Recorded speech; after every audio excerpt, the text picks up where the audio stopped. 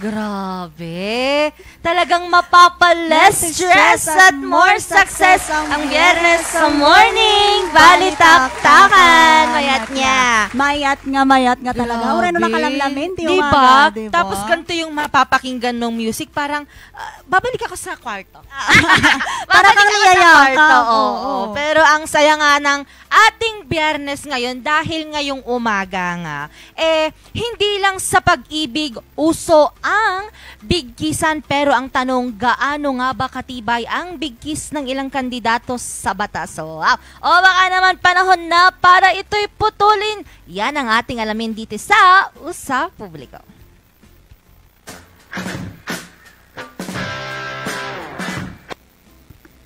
At kasama natin ngayong umaga si Attorney Elenita Julia Tabangin Kapuyan, ang Provincial Election Supervisor 3 ng COMELEC Regional Office, CAR OS. May number pa. Wala yan.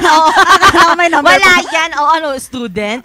Pero kamusta po ang morning natin, Attorney? Good morning, Miss Angel. Good morning po, Miss Vanessa. Good morning po sa lahat ng viewers ng Regional News Group Luzon. Happy rainy Wednesday. Ay, hindi. Friday po. Wow. Nasa Wednesday feeling po. ko, Miss Panian, ayaw pa ni Attorney weekend.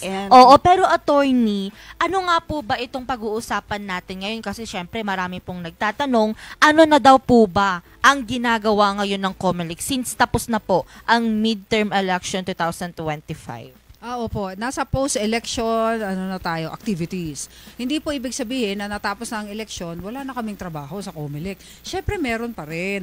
Tulad ng updating ng election records. So, kalalabas lamang at gusto kong malaman po ng karamihan na especially viewers natin dito sa Regional News Group Luzon, na meron tayong Minute Resolution 050715. Ang nakalagay po dyan is just recently approved by COMELEC Anbang. So, eto pong resolution na to, ina-approve yung recommendation na postponing the registration period. Yun lang naman. Kasi dati, scheduled ang ating registration period sa July 1 to 11 of 2025. Pero ngayon, because of certain reasons, ginawa nilang last week daw, pero hindi pa na-schedule, last week ng October of 2025 in preparation for the barangay and SK elections. Pero Attorney, let me ask lang sana kung ano po kayang reason bakit na-move. Kasi meron pong nagtanong from kamag-anak ko din, tinatanong din sa akin, Angel, kailan yung bakit dati July 1 to 11, ba't daw na-move? Wala na daw nung tinanong po nila sa barangay. Opo, kasi dito po sa binanggit kong minute resolution ng COMELEC, meron pong dalawang reasons. The first is, magi-integrate po kami ng yung pong technology doon po sa ating pagpaparehistro. So, ang tawag dyan ay Automated Biometrics Identification System. Ito po, mag-store po kami ng data doon po sa aming database na meron kayong unique features. 'Di ba? Kung maalala nyo, kung kayo ay nakapagrehistro, yes, 'di ba kinuha namin yung fingerprints nyo, yung inyong picture, and then signature. Ngayon, medyo madadagdagan ito, merong unique features daw na sinabi. So, posibleng yung bang handwriting nyo, o kaya yung pong iris sa mata nyo. So, it's an additional feature para po ma-secure yung yung database ng COMELEC para hindi ma-hack. Siyempre, at saka, yung pong data na personal is ma-secure din natin.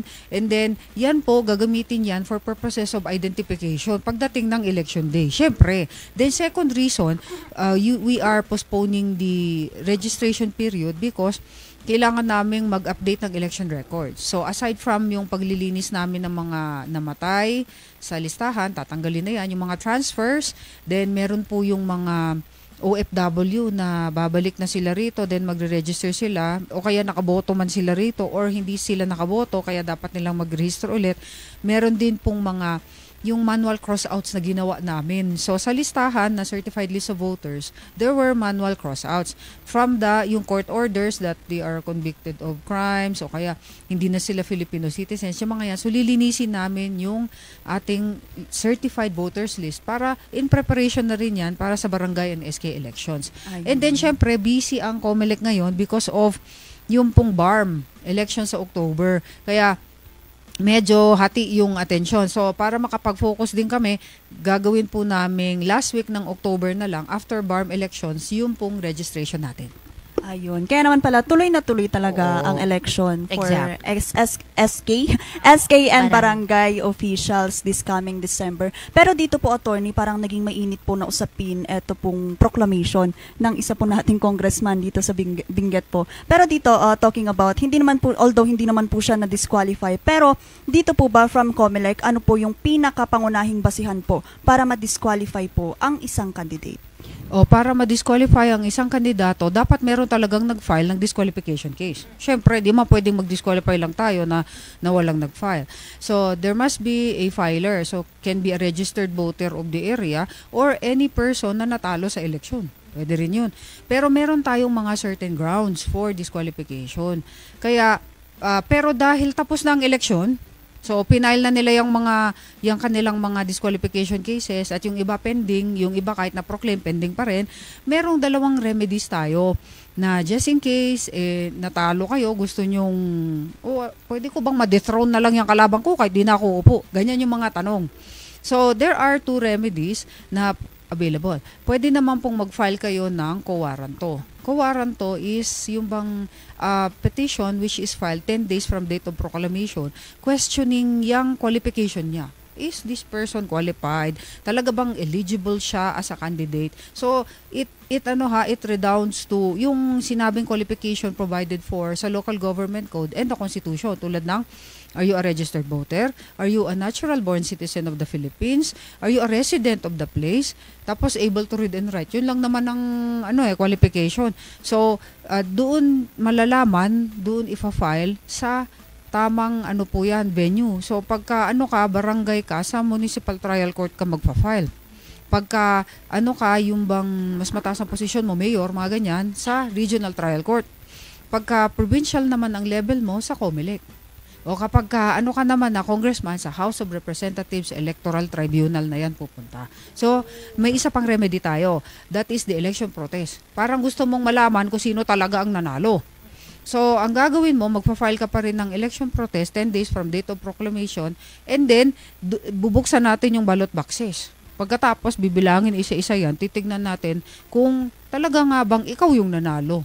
Yun po. Pero magkaiba yung co-warranto because it refers to eligibility of a candidate.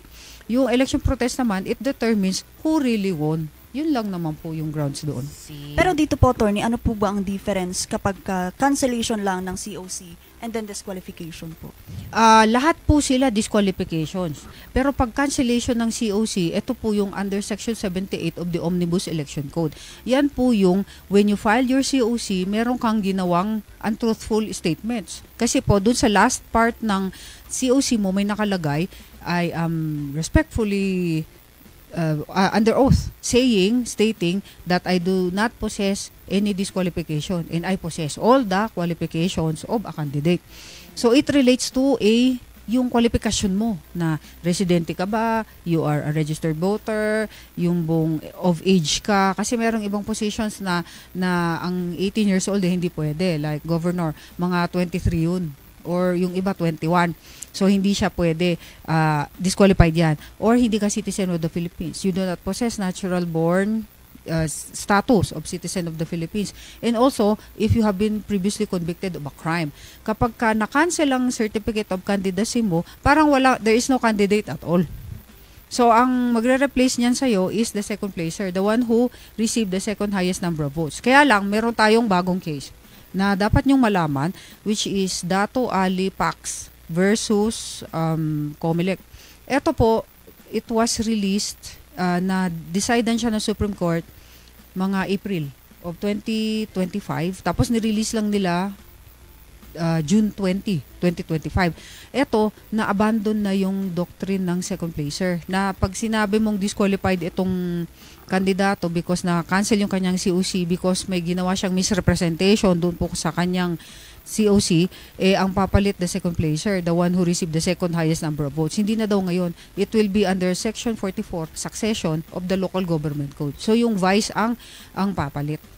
Yun po yung Kaya lang kung position yan na wala namang vice, tulad ng congressman, ganun, magiging vacant yan at magkakaroon tayo ng special election. So mag-a-apply na naman ngayon is Republic Act 6645, which is yung procedure which provides for election naman ng mga the declaration of vacancy in a position of a Senate or House of Representatives member, and then the calling for a special elections. Yan naman na mag-a-apply. Pero attorney, kunwari po, nakaupo na po ito, no?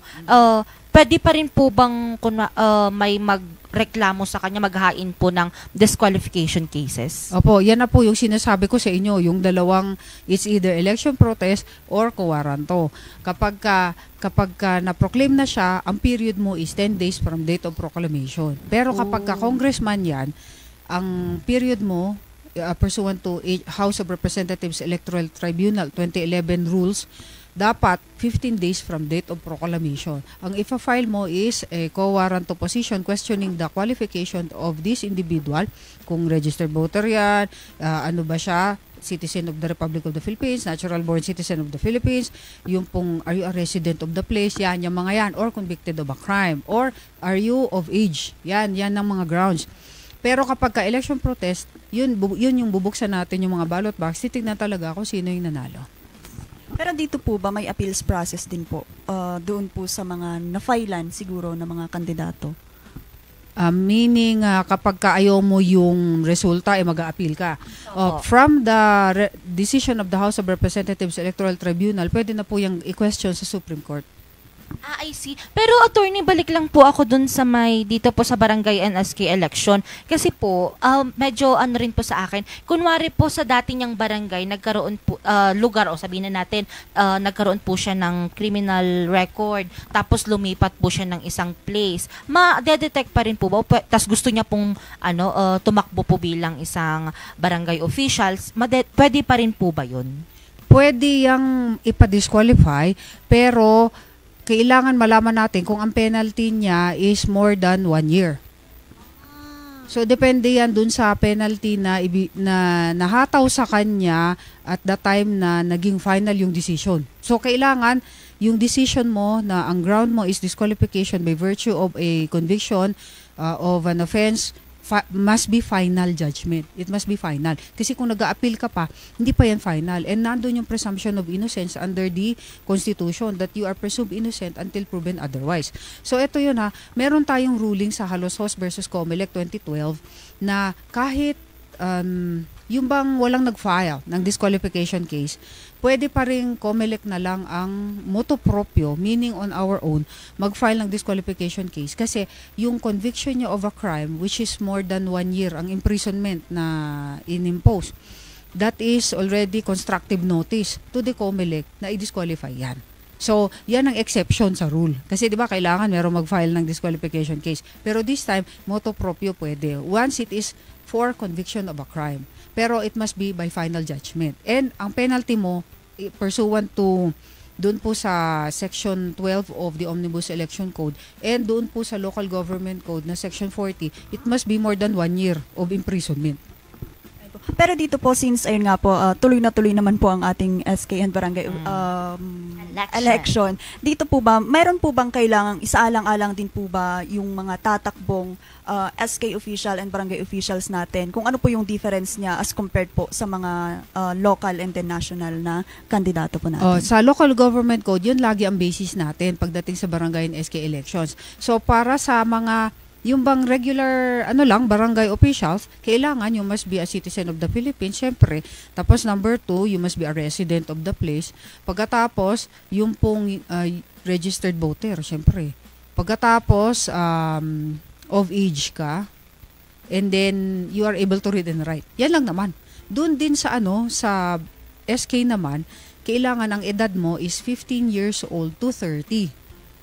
So pwede pa kayo, 'di ba? Kasi pa kayo, less than 30 kayo. Minor daw. Kayo, considered youth. Mm-mm. So, if you are 15 years old to 30, you can still be under SK. Kaya nga pagka nagboto ka and you registered also as an SK, dalawa ang iyong balota. You fill up the SK balota and then mag-fill up ka rin ng balota for regular voter. Kung 18 years old ka na and above. Pero kung 15 to 17, yung SK lang ang bubotosan mo. Pero hindi ka makakatakbong SK kung beyond ka na sa edad. So dapat 18 years old to 24. I see. Ay, ang galing. Totoo. Feeling ko tatakbo. Pwede pa ba? Pwede yan. Ano pa naman ako? Pwede 22 yan. pa naman ako. Parang ako 35. Diyan tayo. Hindi, Hindi, joke. oo. Pero hindi. Pwede naman. At saka tuloy na talaga. Not unless may ipapasa pong batas na para hindi tayo maituloy or ma-postpone po ito. Attorney, last ano naman po? Ano po yung message natin dito or last information po regarding dito sa ating topic ngayong umaga?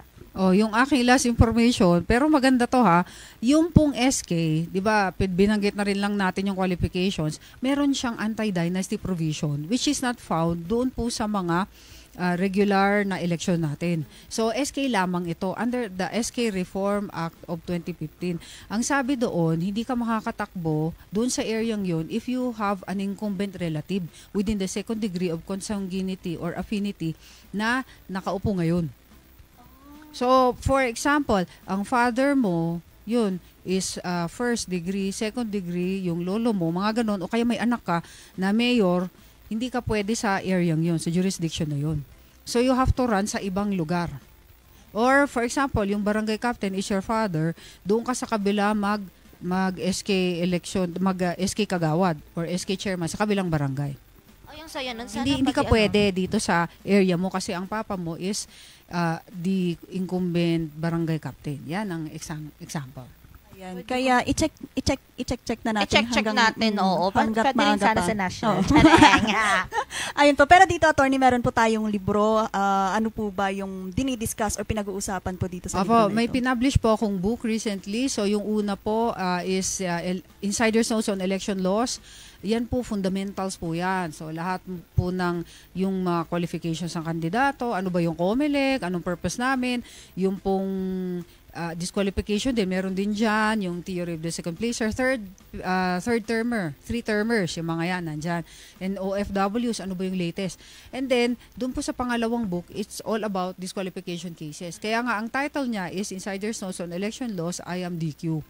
So, syempre, patuloy pa rin tayo sa pagbabasa, kaya meron pa rin akong isusunod dyan na ipapublish, baka next year siguro, before 2028 elections. Pero more on for students naman, basic election laws naman ang itatitle ko doon. Ay, ang saya naman. Thank you so much, attorney. Attorney, baka may gusto ko naman batiin or i-shout out po ngayong umaga. Syempre, shout out ko talaga mga kasama ko sa COMELEC. Good morning. Kahit ba maulan, may trabaho pa rin tayo. So, inspired pa rin tayo every day dahil COMELEC employees are government employees and we are considered servants of the country. So, even if it's raining, we have to be in the office. Good morning. Thank you so much, attorney.